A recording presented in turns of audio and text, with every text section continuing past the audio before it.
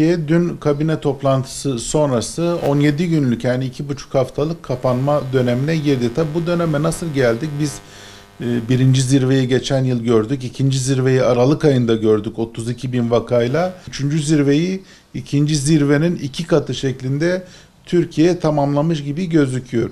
14 Nisan'dan sonra 62 binden sonra kısmi kapanma gerçekleşti. 14 gündür kısmi kapanmadan sonra vaka sayıları 40 binin altına düşmüş durumda. Tabii özellikle bayram sonrası bizim için çok önemli olduğu için önümüzdeki 17 günden sonra tam kapanma 2,5 haftadan sonra bizim amacımız Cumhurbaşkanımızın dediği gibi 5.000'li vakalara inmek, ölüm sayılarını sıfıra indirmek.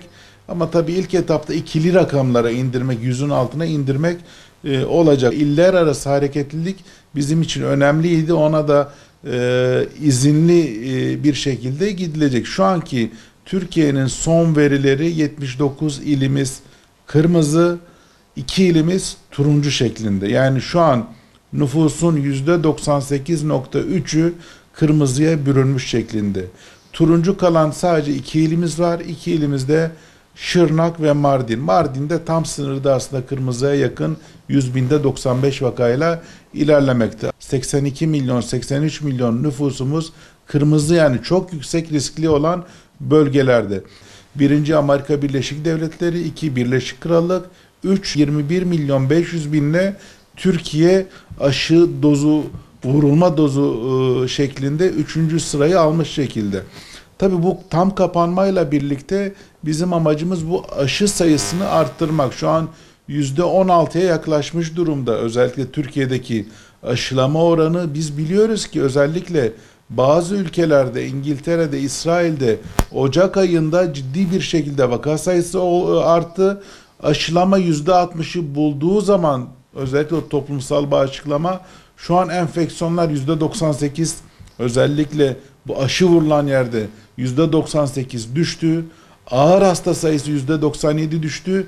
Yoğun bakıma gitme oranı da %99 düşmüş durumda. En son bu bölgede ikili rakamlara düşmüş şekilde enfeksiyon oranları var. Bizim de hedefimiz özellikle 17 gün sonra bayramdan sonra turizm sezonu ve ekonomi açılma hedeflendiği için bu sayıların bizde 5.000'in altına ölüm sayılarında sıfıra yaklaştırmak olacak. Bu nedenle kabine sonrası alınan belki de biraz da geç alınmış kararı biz bilim insanları sevinçle karşıladık. Çünkü ülkemizde dünyada bir insanın vefatı bizi çok üzecektir. Bunların gittikçe azalması bizim için önemli.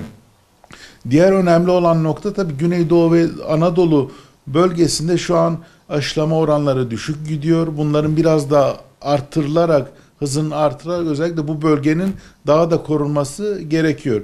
Tabii Türkiye geneline geldiğimiz zaman özellikle İstanbul ve Trakya bölgesi, önceden Karadeniz bölgesiydi. Şu an İstanbul, Çanakkale, Tekirdağ, Kırklareli gibi bölgeler Türkiye'de en yüksek 100 binde olan vaka sayısına ulaşmış durumda. Özellikle aşılı olanlara dikkat çekmek istiyorum. Şu an 21 milyon 500 bin kişi aşılanmış durumda. Bunlar süper taşıyıcı dediğimiz bir olaydan bahsedilmekte. Süper taşıyıcı nedir? Kişi aşılandı. Kişi sadece kendini koruduğunu bilmeli ama etrafımızdaki yakın kişileri o bizdeki özgüvenle maskeye, özellikle sosyal mesafe ve hijyene daha fazla dikkat etmemiz gerekirken özellikle bu aşılı olanların bunlara biraz daha az dikkat ettiği ama diğer etraftaki kişileri de korumadığı bilinmeli. Bu nedenle özellikle bu tam kapanma döneminde aşılanma hızı da artacak. Kişi kendisini de koruyacak ve etrafa da yaymayacağı için o süper taşıyıcılıkta olmayacağı için bu alınmış güzel kararlar bizi sevindirdi.